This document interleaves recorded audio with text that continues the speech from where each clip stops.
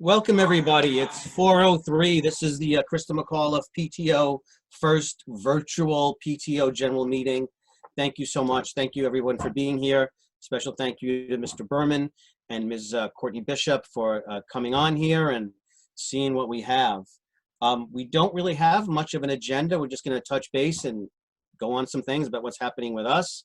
And then Mr. Berman's got some things, and then we'll be available to answer any questions, hopefully, that you might have. Kim is acting as a host, so she'll let you in. And if someone has a question, you can type it up if it's not coming up, and we'll get you, or raise your hand. This is a work in progress for everybody, so please be patient with us as we navigate the technological issues of the day. So the PTO has really ceased to function right after the remote learning began. We paid whatever bills were pending. We paid off of what they owed to me or Kim for previous expenses, and then we stopped. We even stopped the water from getting delivered to the office, and no worries, Mr. Berman, that will resume in September, and that's it. My advocacy on behalf of the school has mostly been about the grading policy and the admissions policies, right? So we know the grading policy happened. Some people weren't happy with it, but it is what it is. Mr. Berman may or may not speak about that a little bit, but that's pretty much settled.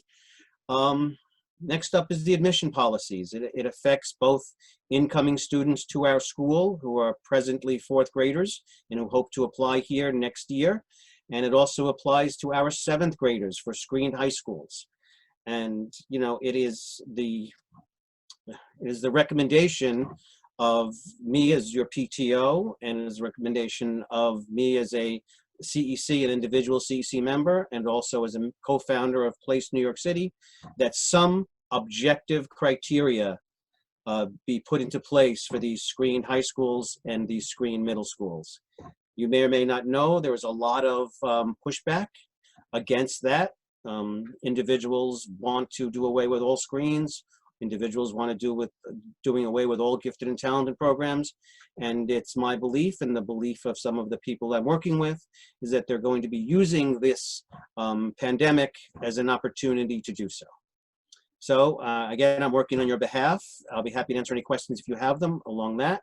As far as money, we have about $50,000.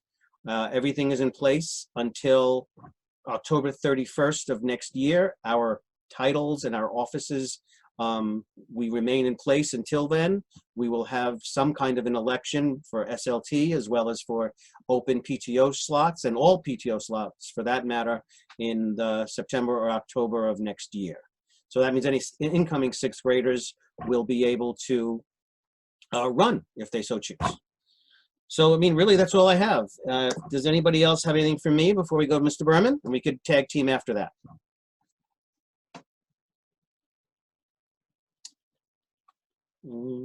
Kim, anybody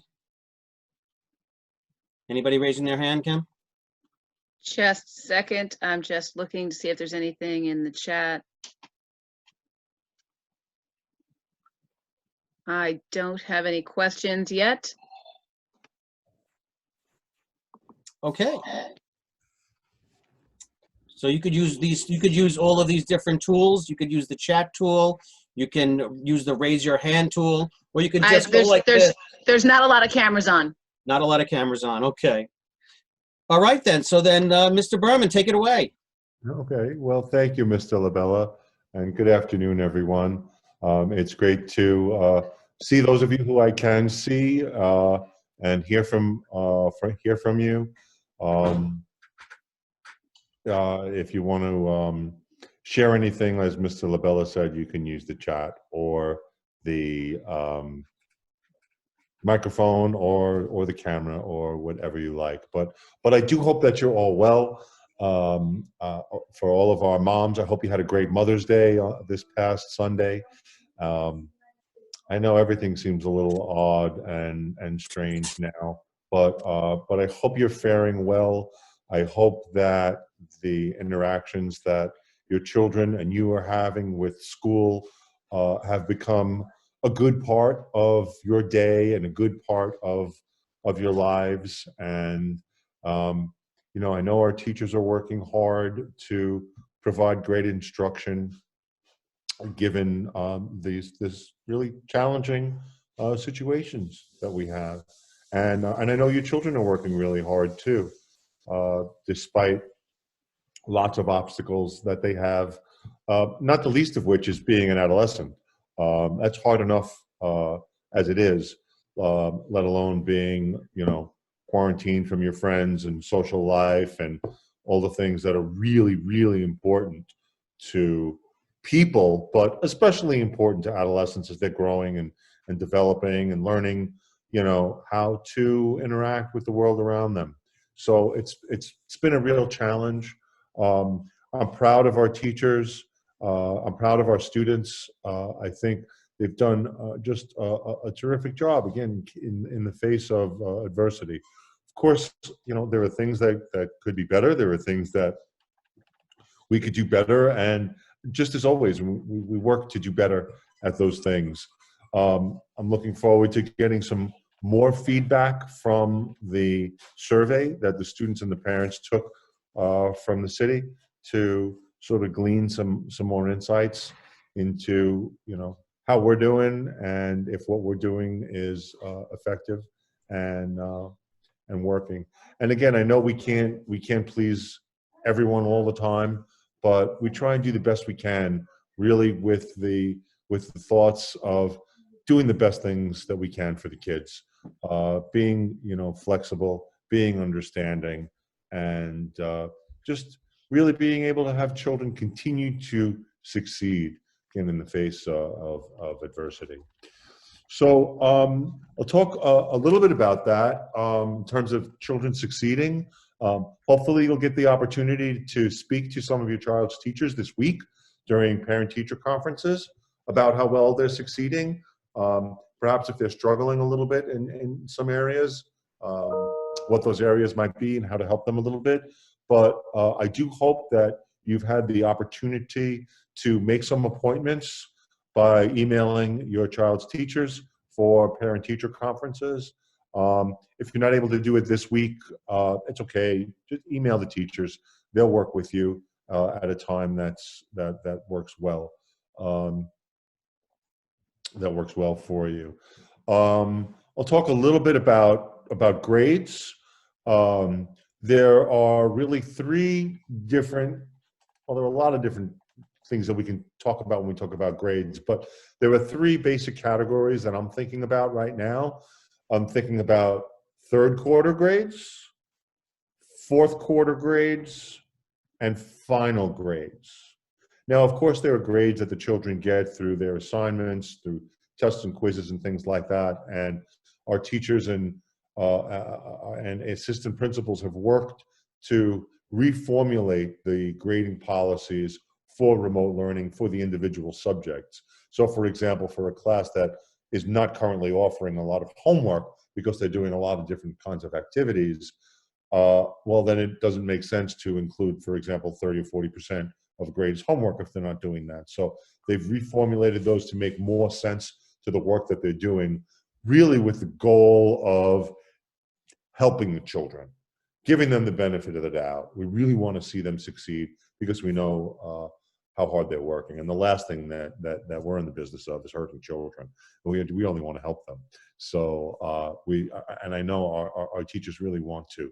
They want to go out of their way to help the children. So third quarter grades, let's talk about that for a moment.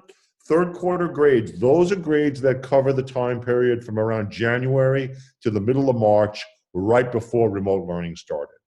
So that's all live instruction, regular school before we went on remote learning. Those are the third marking period grades. Those are up now. You can talk to your teachers about those grades if you have any questions or concerns.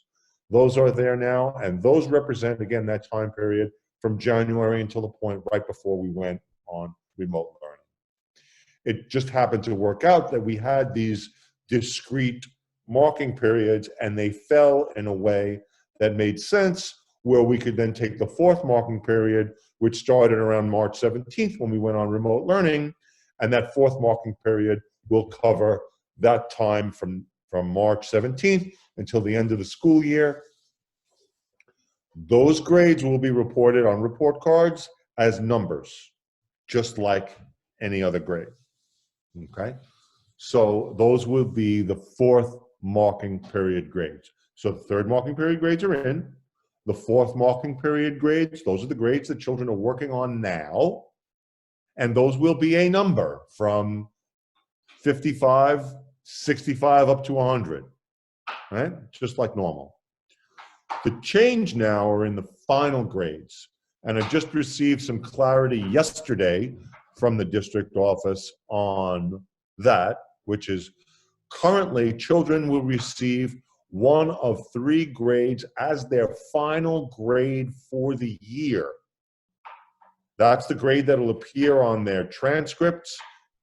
That is the final grade. So when, so yes, that is the final grade. That grade will be one of 3 different letter combinations. The first one is MT, which means meets standards. It actually meets or excels standards. So the district office has decided that that will be a grade 75 or higher. So a child who earns a grade of 75 or higher for the final grade for the year, which is a combination of all of the marking periods, grade of 75 or higher, that child will receive an MT. Now, Mr. Labello talked a little bit about that, not really, people having varied opinions about that. We do have varied opinions about that. The fact of the matter is, those are the letters that the city decided, and there is nothing that we can do about that. Those are the grades that the city will report. And the question then becomes, for our 4th graders and 7th graders, how then does that translate to usefulness for high school acceptances and or for middle school acceptances for the 4th grade? That's a separate issue. But I just want everyone to understand what these grades are going to be for the final. So again, and then I'll move on, and then we can certainly circle back if there are any questions about that. 3rd quarter grades, they're up, all in school learning up until the middle of March.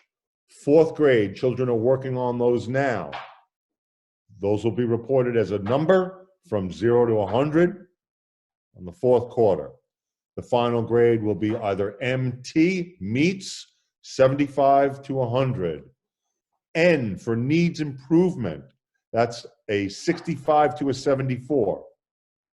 And anything below a 65 would be NX, which means course in progress.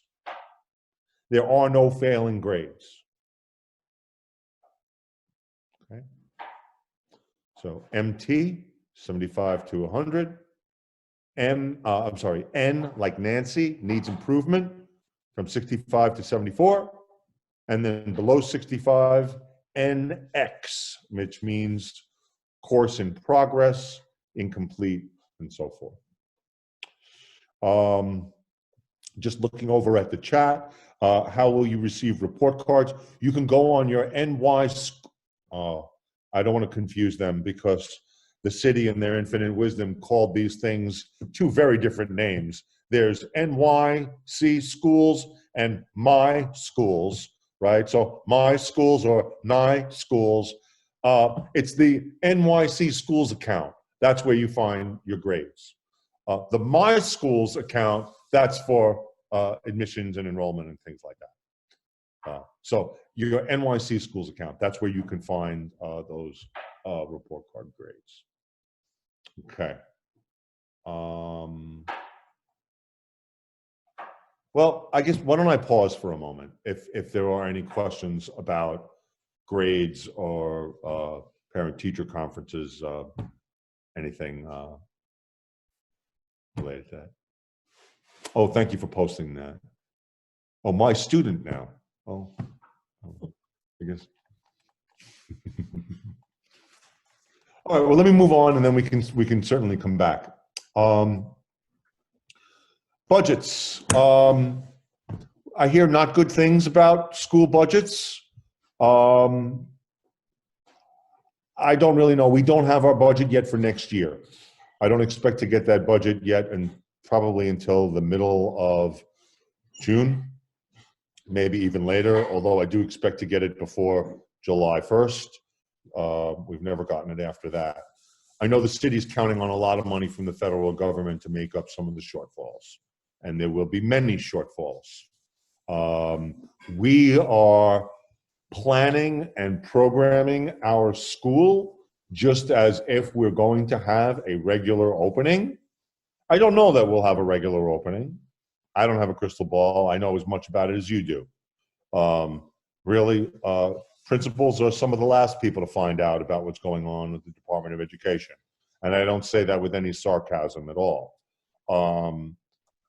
But nevertheless, we are going to plan for a full opening in September. I think it behooves us to do that, and I think it would be irresponsible to think any other way. So we're going to move forward with those plans. In fact, we had quite a lengthy planning meeting today to talk about some of the things that we may need to do in order to save money. One of the things that we did was we made sure earlier on to bring in the same amount of students that we have graduating. That's important because each student brings in money with them. So without the students, we run out of money, and then we don't have the teachers that we need. So we have a very nice incoming class, which pretty much mirrors our outgoing class. So that should afford us some stability.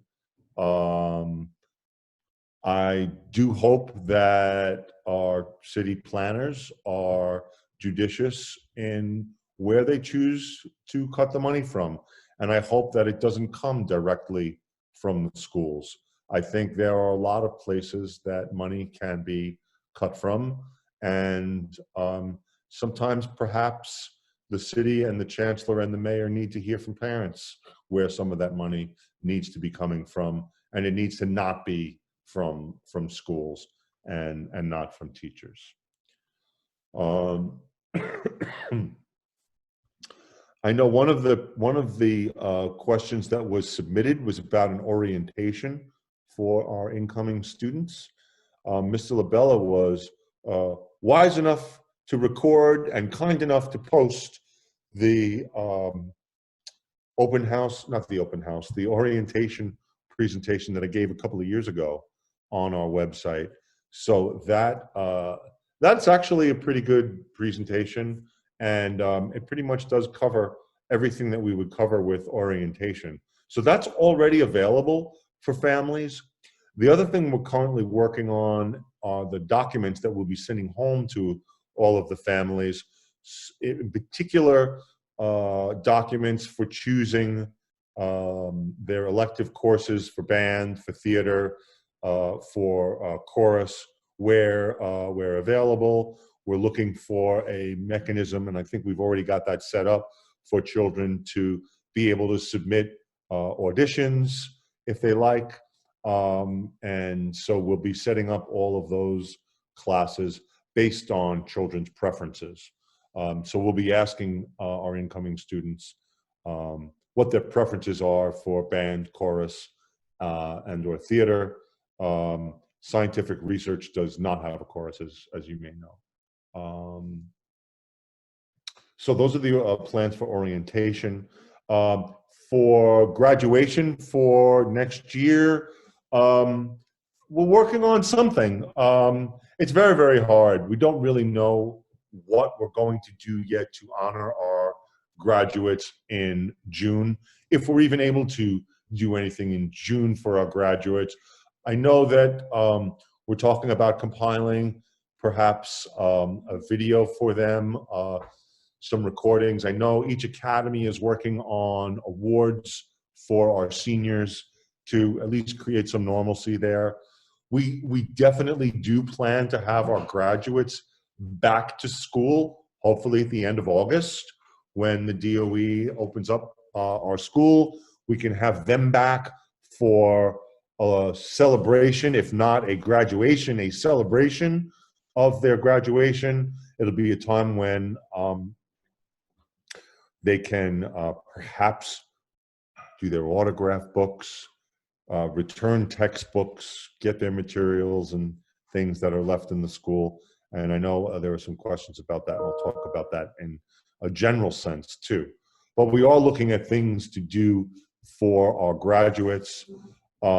We were going to actually do something in our school with some photographs, but upon learning that it's not really the most appropriate thing to do, we're looking at some other things to do. But speaking of yearbooks and graduation, that's kind of a segue. Pardon me.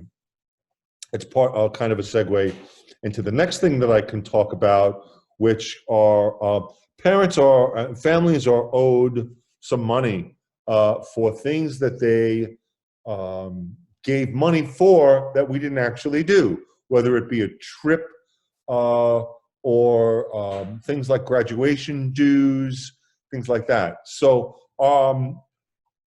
people are going to get all of their money back. The problem is we can't return any funds until we get back to school. Everything that we do banking-wise is done the old-fashioned way. The DOE does not allow us to do any kind of online banking, so everything is done with paper checks.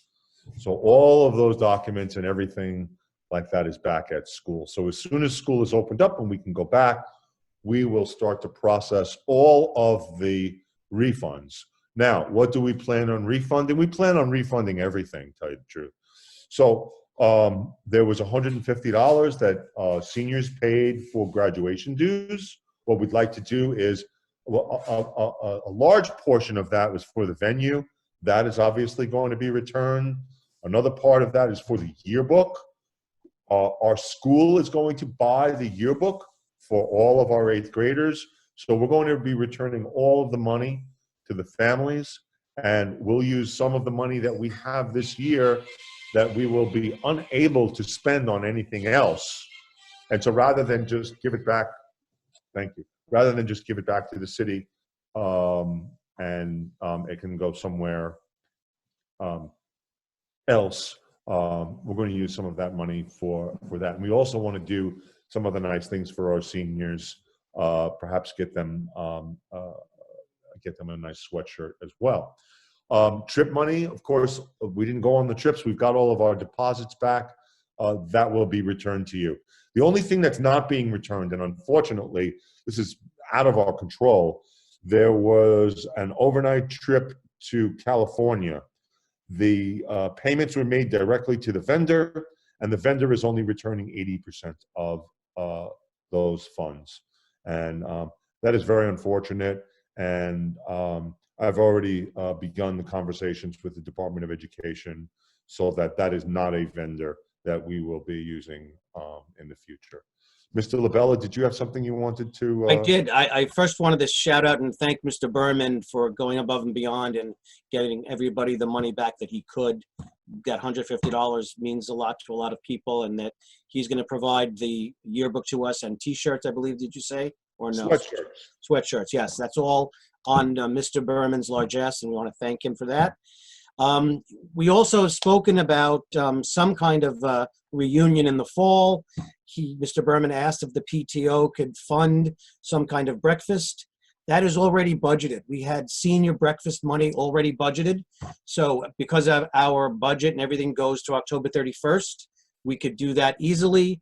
But the concern is we don't have a crystal ball, and we may not be allowed to meet in large groups come September or who knows when. So if we can do something for our seniors and the PTO can fund a breakfast or even a DJ, maybe we could do it by academy over the whole day, 2-hour blocks. I don't know. Mr. Berman and I can speak about that, but we want to do something.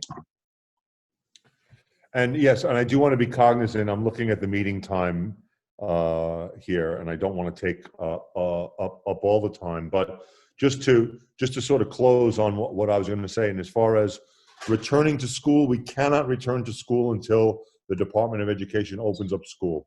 I know there are personal belongings there. I wish I could get them back to you. There are instruments there. What I will tell you is that if we have your instrument and you need your instrument, you need an instrument, we will pay to rent an instrument for you. I will pay for that. I'm sorry I couldn't get your instruments back, but if there's something anything that we can do to help, we will do that. I just cannot allow people to go into the school until the buildings are officially opened by the Department of Education. And obviously before school opens, children will have to come back and get their things, clear out their lockers and get their stuff. So we're safeguarding everything. Great. Any questions? We have Courtney Bishop, the guidance counselor. I mean, she's waiting in the wings. If anyone has any questions about anything that's going on about the emotional support that we're providing. Courtney, thank you for all your work. Thank you, Vito, for inviting me. And I want to say to the parents that I know that this is a really tough time, and we appreciate everything that, you are doing, everything that Mr. Berman and the faculty are doing, and everything that the parents are doing. If there's anything that Mr. Mazatovsky or I can help with at all, please reach out to us. We are available every day. We keep regular hours, and we'd be more than happy to do chats or meets with any parents who might be struggling at this time. So thank you. Great. Mr. Berman, anything else? No, I mean, I'm happy to answer any questions families may have. There was one question about pictures for next year. Do we have a date yet? Kim, anybody know? School photos for next year? I believe so, yeah. I don't know if we have a date yet, but I have been talking with Dan Rapetti from Class Act, and he'll give us whatever date we want. Okay, great. That's the answer. Yep. Yeah. Well, look at this. 35 minutes. I must say, I like this. I like some aspects of this venue. Of course, we miss seeing everybody, but maybe like other people, we'll talk about doing something like this going forward. I'd be open to having a June meeting if we think it's necessary. It'd be on our regular date. Like I said, we've had 46 participants, and there were many days when we had the regular PTO meetings, we didn't get 46. So, I guess it's so easy. It's a lot easier for people to do this when they can do it from the comfort of their home, which is something I appreciate as well. I will be testifying tonight on the Senate Open Forum, and I will be also doing the CEC meeting. I will send out reminder emails. Please attend the CEC meeting, sign up to speak. If the admissions policy is something you're concerned about, please voice your opinion. You get 2 minutes, and we'll take it from there. Fighting the good fight. Thank you, everybody. Anybody else before we go? Mr. Berman, last call for you. Great. No, I want to thank everybody for their patience as we're all learning through this, and we're getting better at it. I know parents, you're getting better at working with your kids at home. We're getting better at the technology, and we'll just do whatever we can to make sure our children get the education that they deserve. Thank you, everybody. Please be safe. Stay healthy. Vito, we have a question. If you could send the link for the CEC meeting. I'm going to send out an email. Yes, I will. Sir. And that's tomorrow. CEC is tomorrow. Tomorrow. Yep, tomorrow evening. Thank you, everyone.